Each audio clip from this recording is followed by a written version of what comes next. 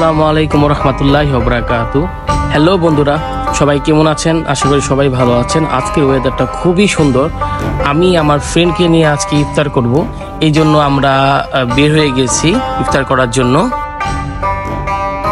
আমরা ঢাকার খুবই কাছে ড্যামরার পাশেই রায়েরবাগে একটা খুব সুন্দর একটা রুফটপ রেস্টুরেন্ট, পুতুল বাড়ি রেস্টুরেন্ট। আজকে আমরা চলে আসছি পুতুল বাড়ি রেস্টুরেন্টে ইফতার করার জন্য। তাদের রেস্টুরেন্টটা খুবই সুন্দর ছিল, আর সবচেয়ে মজার বিষয় ছিল আমরা যখন আজকে আসছি পুরো রেস্টুরেন্টটা অত একটা ভিড় ছিল না, খুবই ছিমছাম ছিল, আর পরিবেশটা খুব সুন্দর ছিল, ওয়েদারটাও খুব ভালো ছিল। তো আমরা আজকে এখানে ইফতার করব।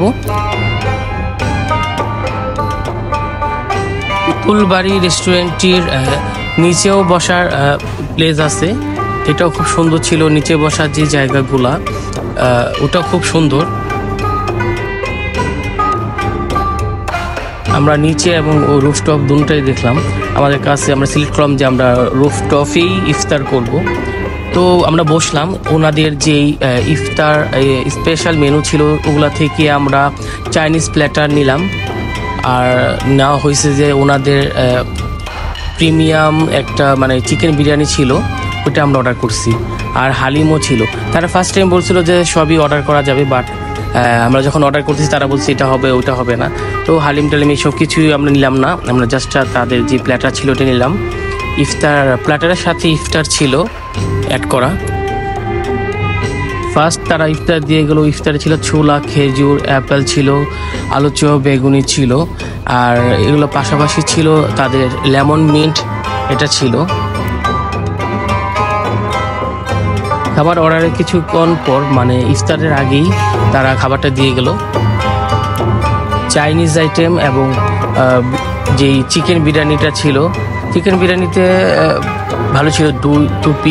টু পিস চিকেন ছিল, ডিম ছিল, আর তাদের যে চাইনিজ আইটেমে ছিল অন্থন, ফ্রাইড রাইস, চিকেন থাই, চিকেন ফ্রাই, এবং ছিল হচ্ছে যে ভেজিটেবলস।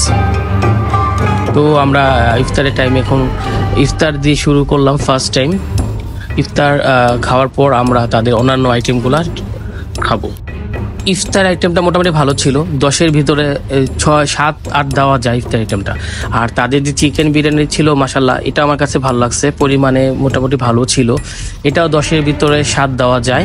তাদের যেই চিকেন বিরিয়ানির ছিল পরিমাণ এবং চিকেন, আলু সব কিছু মিলিয়ে ভালো ছিল।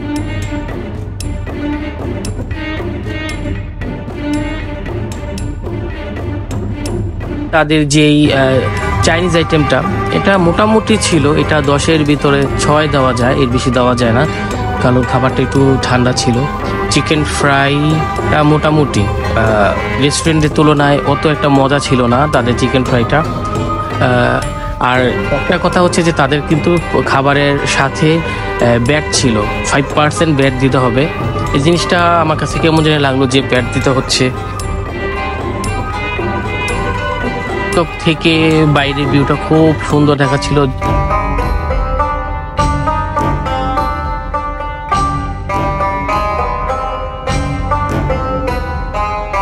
রুফটপের উপর থেকে যাত্রাবাড়ি যেই রুট, চিরাং রুট, যাত্রাবাড়ি যে রুটটা ওটা দেখা যাচ্ছে খুব সুন্দর স্পষ্টভাবে একেবারে।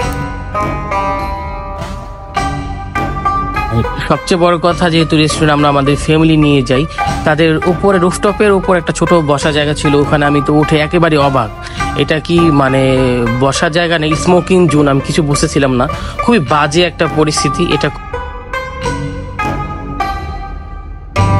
যেহেতু রেস্টুরেন্টে আমরা আমাদের ফ্যামিলি নিয়ে যাই, তাই কর্তৃপক্ষের দৃষ্টি আকর্ষণ করব যে ওনারা এটা পর্যবেক্ষণ যাতে করে, কারণ এরকম একটা জায়গাতে ফ্যামিলি নিয়ে আমরা যাব, এরকম পরিস্থিতি দেখলে খুবই অবস্থা খারাপ।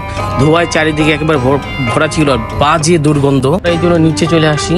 নিচে মোটামুটি খালি ছিল, খুব সুন্দর প্লেস, খালি ছিল, খুব সুন্দর মনোরম পরিবেশ, ডেকোরেশন খুব সুন্দর ছিল। ওভারঅল তাদের স্টাফদের বিহেভিয়ার এবং সব কিছু মিলে ভালো ছিল। শুধুমাত্র তাদের যে রুফটপের উপরে উঠেই যে বাজে একটা অবস্থা। যাই হোক, আজকে এই পর্যন্তই। সবাই ভালো থাকবেন, আমাদের চ্যানেলটি সাবস্ক্রাইব করবেন। আল্লাহ হাফেজ।